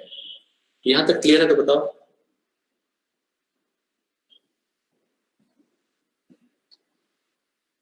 यहां तक एग्जैक्टली पी एन जंक्शन, यहां तक मतलब कि टिल दिस बायस। अब जो नेचर चेंज होगा उसकी मैं बात करूंगा, ठीक है। यहां तक के डायग्राम में कोई कंफ्यूजन तो नहीं है? हाँ, तो अब होगा क्या, अब पीएन जंक्शन जो नॉर्मल था वहां जब तुम बायस करते थे तो ये हाइट रिड्यूस होती थी और ये कैरियर क्रॉस करते थे जंक्शन, ठीक है। ये कब होता था? ये कब होता था? Built in potential, sorry cut in potential के बाद, कट इन पॉइंट के बाद। मतलब कैरियर ऐसा नहीं कि थोड़ा सा भी बायस किया और जंक्शन क्रॉस करने लगते थे। कट इन वोल्टेज, डायोड के लिए कट इन वोल्टेज होता है, सिलिकॉन के लिए 0.7, जर्मेनियम के लिए 0.4, 0.3 दोनों लेते हैं, ठीक है, डिपेंडिंग अपॉन की प्रैक्टिकल वैल्यू क्या है। तो 0.4 जनरली मानते हैं। तो 0.7, 0.4 वोल्ट तक जो है ये मूवमेंट नहीं होता, ये जंक्शन क्रॉस नहीं करते, तो हम बोलें कि ओवरकम नहीं हो पाता, ठीक है। तो ये था कन्वेंशनल डायोड जहां पे P और N को मॉडरेट डोप किया हुआ है। पर इस केस में हमने हैवी डोपिंग की है, तो सिनारियो क्या है ध्यान रखो आप। Depletion region is very narrow, depletion region बहुत नैरो हो चुकी है। और अब यहाँ जो कैरियर है ये फ्री कैरियर्स है, ठीक है, ये फ्री कैरियर है, ये भी फ्री कैरियर। क्यों? ये इलेक्ट्रॉन है, ये होल है, ये मूव कर सकते हैं, ये बाउंड इलेक्ट्रॉन और होल नहीं। तो वो क्या रहा है, जब तुमने पोटेंशियल बढ़ाया, पोटेंशियल के पहले का स्टेट जब तुमने बायस नहीं किया है, तो ये फ्री इलेक्ट्रॉन को, एन साइड के इलेक्ट्रॉन को यहाँ पे कोई खाली जगह नहीं दिखाई दे रही थी जाने के लिए, ठीक है। ऐसे ही होल्स को यहाँ कोई एम्प्टी स्टेट जो है दिखाई नहीं दे रहे थे। मतलब एम्प्टी स्टेट की अगर मैं बात करूँ तो इलेक्ट्रॉन को यहाँ पे बहुत सारे होल्स दिखाई नहीं दे रहे, या होल्स को यहाँ बहुत सारे इलेक्ट्रॉन दिखाई नहीं दे रहे हैं, ठीक है। इसलिए ये मूवमेंट पॉसिबल नहीं था, एक दूसरे के साइड ये मूव नहीं कर पा रहे थे, इनको स्टेट नहीं दिखा रहे थे। जैसे ही मैंने बायस किया तो फर्मी लेवल का जो अलाइनमेंट है वो इतनी डिस्टेंस से, ठीक है, इसको आगे बढ़ाते हैं, इतनी डिस्टेंस से ये मिस अलाइन हो गए, इतनी डिस्टेंस से। तो इतने रीजन के जो कैरियर होंगे, इतने रीजन में, ठीक है, इस रीजन को मैं एक्सटेंड कर रहा हूँ, उसको बनाना नहीं, डायग्राम समझाने के लिए बना रहा हूँ, ठीक है। इतने रीजन के कैरियर ओवरलैप कर रहे हैं। ओवरलैपिंग का मतलब क्या है कि यहाँ के इलेक्ट्रॉन्स को अब यहाँ पे होल्स दिखाई दे रहे हैं, तो ये इनके साथ इस रीजन में आ सकते हैं। बेसिकली ये इलेक्ट्रॉन अब इस रीजन में आने की कोशिश करेगा क्योंकि इनको होल्स दिखाई दे रहे हैं। और क्यों आ सकता है इस रीजन से? क्योंकि ये डिप्लीशन रीजन बहुत नैरो है, ठीक है। तो डिप्लीशन रीजन नैरो होने के कारण, क्योंकि हैवी डोपिंग, बहुत ज्यादा डोपिंग की, मतलब कि जीनर डायोड से भी हाई डोप है, तो ये अगर डिप्लीशन रीजन की बात करें तो ये जीनर डायोड में जो बनता है उससे भी बहुत कम है, ठीक है। इसकी विड्थ बहुत नैरो है और ये कैरियर्स एक दूसरे को अब देख सकते हैं या एक दूसरे के साइड आ सकते हैं। तो ये instead of crossing the junction सीधे एक दूसरे के साइड आएंगे। इस प्रोसेस को मैं क्या बोलूंगा? जहां ये डिप्लीशन रीजन को, टनलिंग, क्लियर है सब लोगों को? तो ये टनलिंग होगी।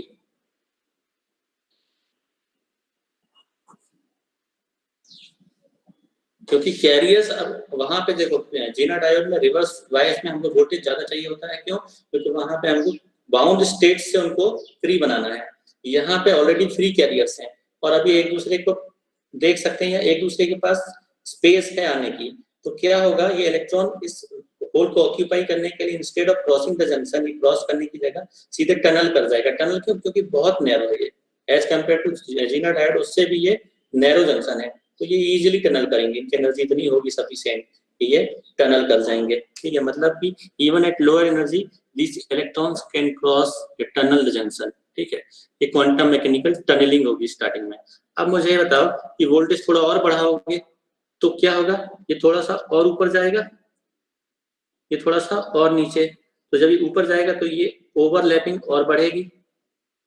मतलब पहले इतने कैरियर्स अगर एक दूसरे को देख पा रहे थे, तो अब थोड़े से और, मतलब जैसे जैसे तुम वोल्टेज बढ़ाओगे, पहले कंप्लीटली जीरो स्टेट, फिर थोड़ा सा ओवरलैपिंग और बढ़ेगी ओवरलैपिंग, एक पॉइंट आने पर मैक्सिमम ओवरलैपिंग होगी। जब ये दोनों लाइन एक दूसरे के सामने हो जाएंगे तो सारे यहाँ होल इलेक्ट्रॉन्स यहाँ सारे होल्स के पास जाने के लिए रेडी होंगे। फिर तुम थोड़ा सा बायस और बढ़ाओगे तो अब फिर से मिस अलाइनमेंट स्टार्ट होगा। ये कितने लोगों को क्लियर समझ में आ रहा है पॉइंट कि अगर मैं, ठीक है, क्योंकि मुझे मल्टीपल डायग्राम बनाने होंगे ऐसे। सर वोल्टेज का नहीं समझ में आया, एक बार वोल्टेज को फिर से बता दो। हाँ ठीक है, मैं नीचे इस डायग्राम से बना रहा हूँ, ठीक है, मैं फिर से पूरा डायग्राम नहीं बना रहा, मैं यहाँ पे एक बार जो है तुम लोगों को फर्मी लेवल उसके फॉर्म में एक्सप्लेन कर रहा हूँ। This is EV, this is suppose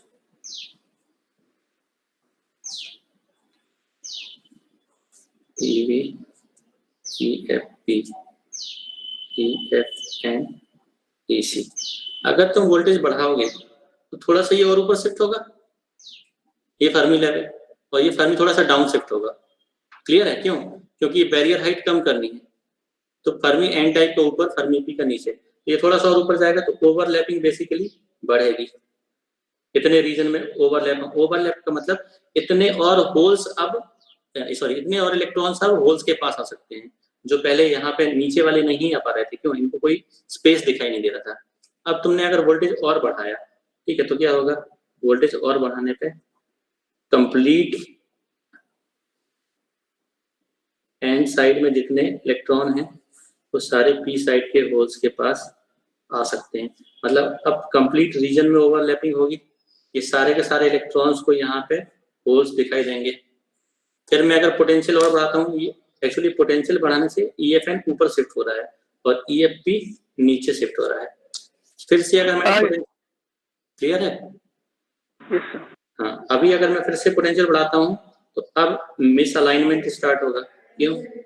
अब ये थोड़ा सा और ऊपर चला जाएगा इस रीजन में, EV, EFP, EFN, EC। तो अब फिर से वापस ओवरलैपिंग कम होगी, और बढ़ाएंगे तो और कम होगी, फिर एक पॉइंट पे फिर से जीरो हो जाएगी, EC और EV अलाइन हो जाएंगे। ये कितने लोगों को पॉइंट क्लियर है कि जैसे जैसे मैं पोटेंशियल बढ़ा रहा हूँ तो इनिशियली, ठीक है, अब देखो फिर से इस वाले डायग्राम से, इस वाले डायग्राम में जीरो ओवरलैपिंग। क्यों? क्योंकि इक्विलिब्रियम अचीव हो चुका है। फिर पोटेंशियल बढ़ाया तो हाइट कम होनी चाहिए, तो फर्मी ऊपर शिफ्ट हुआ, तो इतने रीजन में ओवरलैपिंग हुई, और बढ़ा दिया पोटेंशियल, ओवरलैपिंग बढ़ गई, और बढ़ाया कंप्लीट ओवरलैपिंग, और बढ़ाया, अब फिर से ओवरलैपिंग रिड्यूस होगी, अलाइनमेंट चेंज हो रहा है लगातार, ठीक है, इतने हो गए। अभी और बढ़ाएंगे तो ये और शिफ्ट होंगी ऊपर, एक पॉइंट आने पे EC EV एक लाइन पे आ जाएंगे, उस समय ओवरलैपिंग जीरो हो जाएगी। कितने लोगों को ये पॉइंट क्लियर है? बहुत स्मॉल फॉरवर्ड वोल्टेज में हो रहा है और ये, तो मैं समझ सोचू कि बहुत हाई वोल्टेज हो चुका है, बहुत कम, मतलब जीरो के जस्ट आगे ये प्रोसेस स्टार्ट हो गई है। सर ओवरलैपिंग और पेनिट्रेटिंग एक ही चीज है कि अलग अलग है? ओवरलैपिंग होगी तो पेनिट्रेशन होगा, मतलब जब तक ओवरलैपिंग होगी तब तक इलेक्ट्रॉन्स एन साइड के पी साइड के होल्स को ऑक्यूपाई कर सकते हैं, टनल कर सकते हैं। तो ओवरलैपिंग बेसिकली होने का मतलब ये है, हाँ, जब तक कैरियर्स ओवरलैप, मैं इसी वर्ड यूज कर रहा हूँ कि तुमको समझ में आए कि कितने डिस्टेंस के, मतलब कितने रीजन के कैरियर्स एक दूसरे के साइड आ सकते हैं। ओवरलैपिंग का मतलब ये है कि यहाँ के इतने इलेक्ट्रॉन्स इस रीजन में आ सकते हैं, इसके नीचे ये वाले इलेक्ट्रॉन नहीं आ सकते। क्यों? इनके लिए कोई स्टेट ही नहीं है यहाँ, खाली यहाँ कुछ स्पेस नहीं है, होल नहीं है, तो इलेक्ट्रॉन होल के पास आ सकते हैं टनल करके। बट कब? जब यहाँ पे होल्स अवेलेबल होंगे। तो इस रीजन में इतने कैरियर्स, यहाँ पे जितने भी ओवरलैपिंग वाला रीजन है ना, इतने रीजन के इलेक्ट्रॉन्स आ सकते हैं पी साइड में, यहाँ कंप्लीटली आ सकते हैं, क्योंकि यहाँ कंप्लीट इलेक्ट्रॉन्स जितने भी हैं उन सबको होल्स दिखाई दे रहे हैं। यहाँ तीसरे वाले केस में ये अब इतने रीजन के आ सकते हैं, ऊपर वाले कैरियर नहीं आ सकते, ठीक है। फिर और ऊपर जाओगे तो एक पॉइंट आने पे EC और EV एक लाइन में हो जाएंगे फर्मी लेवल और ऊपर शिफ्ट होने पे। तो अभी कोई भी कैरियर जो है टनल नहीं हो पाएगा। क्यों? क्योंकि वहां पर टनलिंग के लिए स्पेस ही नहीं है, होल ही नहीं है, स्पेस होना चाहिए। क्लियर है ये पॉइंट? यस सर क्लियर है। और डाउट बताओ, डाउट कितने लोगों को है? अगर ये पॉइंट क्लियर है तो फिर जो है टनल डायोड इसके आगे कुछ भी नहीं है। डाउट है तो बताओ, किसी को डाउट है क्या?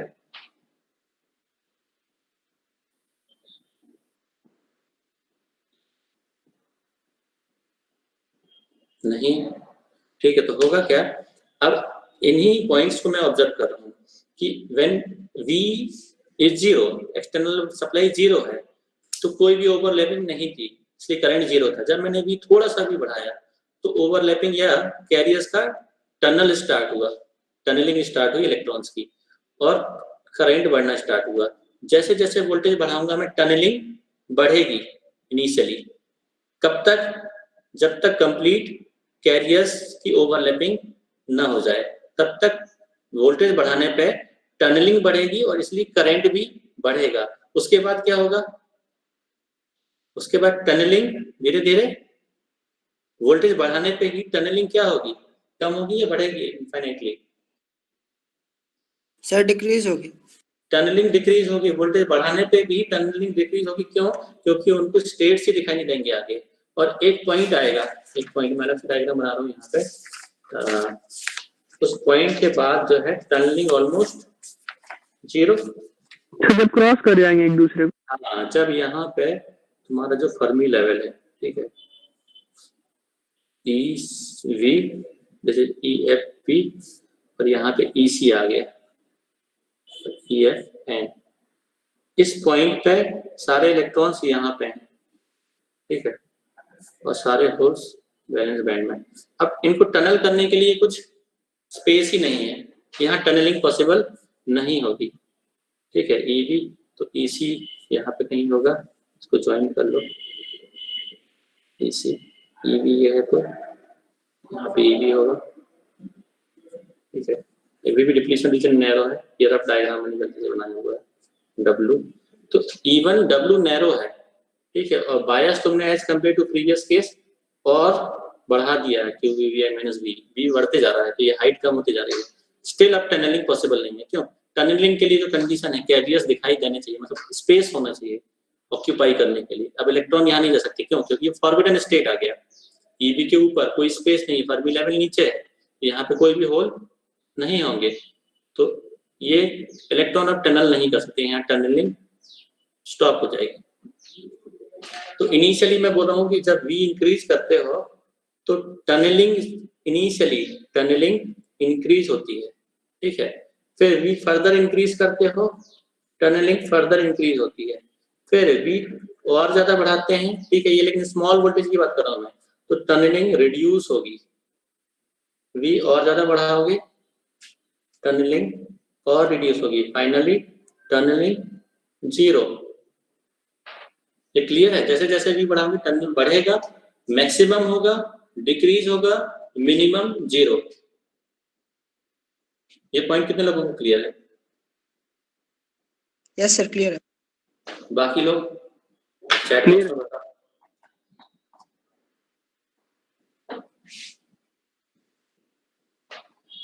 तो कैरेक्टरिस्टिक्स की बात करें, कैरेक्टरिस्टिक्स में आता हूं मैं अब, ठीक है। इसके आगे भी थोड़ी सी वर्किंग है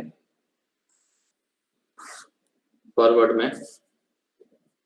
IV इनिशियली थोड़ा सा भी वोल्टेज तुमने बढ़ाया, मतलब मैं तुमको ये बोला था कि वोल्टेज बढ़ाना है तो एकदम स्मॉल वोल्टेज में, नॉर्मल डायोड में कट इन तक वेट करना होता है। यहाँ पे थोड़ा सा भी बढ़ाया तो टनलिंग बढ़ती है, तो ये मैक्सिमम, और फिर धीरे धीरे ये कम होगा, मिनिमम, और एक पॉइंट आने पे टनलिंग एकदम स्टॉप हो जाएगी, स्टॉप हो गई, ठीक है। अभी स्टॉप में मैं क्यों ऐसे बना रहा हूँ ये ध्यान दो। तो हो गया क्या, तब तक जब तक तुम ये वोल्टेज बढ़ाते हो, टनलिंग ये ओवरलैपिंग से कंप्लीट जीरो हो गई और ये हाइट बढ़ते जा रही है।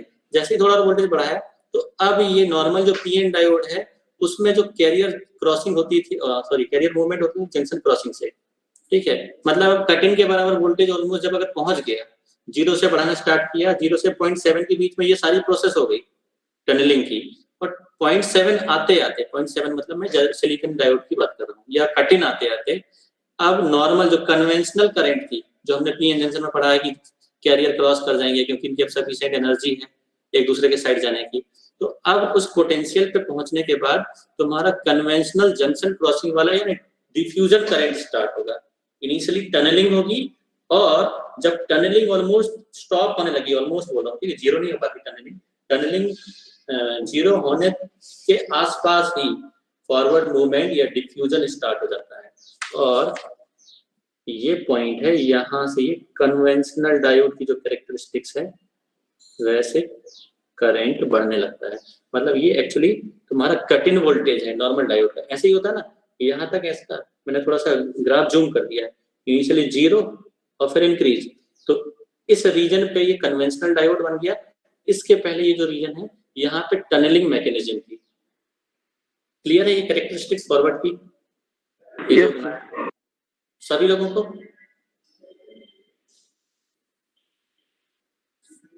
ठीक है, तो मैं एक पॉइंट बता रहा हूँ, क्या पॉइंट क्या क्या है। इस पॉइंट जल्दी से कंप्लीट करते हैं, ठीक है। इस पॉइंट को बोलते हैं पीक पॉइंट वोल्टेज। क्यों? क्योंकि ये पीक करंट है, ठीक है, तो ये this is peak current IP, corresponding voltage is peak voltage, this is valley voltage VV, and this current is valley current, sorry IV। peak current peak voltage, valley current valley voltage, तो peak current के corresponding peak voltage और valley current के corresponding valley voltage। तो tunnel diode की अगली वाली class में मैं कंटिन्यू करूंगा इस टॉपिक को, यहाँ बस थोड़ा सा ध्यान दो कि पीक वोल्टेज से लेकर वैल्यू वोल्टेज तक अगर तुम एनालाइज करो, यहाँ पे हम वोल्टेज बढ़ा रहे हैं और करंट क्या होती है इस पॉइंट पे, क्या हो रही है यहाँ पे? करंट कम हो रही है। कम हो रही है। किस प्रोसेस के कारण हो रही है, कोई बता सकता है? करंट क्यों कम हुई? अभी जो मैंने एक्सप्लेन किया है सर, क्योंकि टनलिंग फिर पॉसिबल उतनी टनलिंग रिड्यूस हो रही है बेसिकली, ठीक है। टनलिंग उतनी अमाउंट में टनलिंग नहीं हो रहा है, कैरियर्स का टनल उतनी अमाउंट में नहीं हो रहा, इसलिए करंट डिक्रीज कर रही है। और यहाँ से करंट क्यों बढ़ गया है? वैल्यू क्या है? कन्वेंशनल करंट जो है, कन्वेंशनल करंट जो डिफ्यूजन करंट है वो स्टार्ट हो गई है। तो this region between valley current and peak current, या this region between valley voltage and peak voltage, ठीक है, इस रीजन में वोल्टेज बढ़ाने से करंट कम हो रही है। जनरली ऐसा नहीं होता। जनरली एक रेसिस्टेंस अगर तुमने दिया है, ठीक है, एक रेसिस्टर R, यहाँ तुमने एक पोटेंशियल अप्लाई किया है V और ये करंट है सर्किट की I, तो if you are increasing V, तो according to Ohm's law I बढ़ेगा, V is proportional to I, ठीक है। हम कांस्टेंट इसलिए R लेके आते हैं।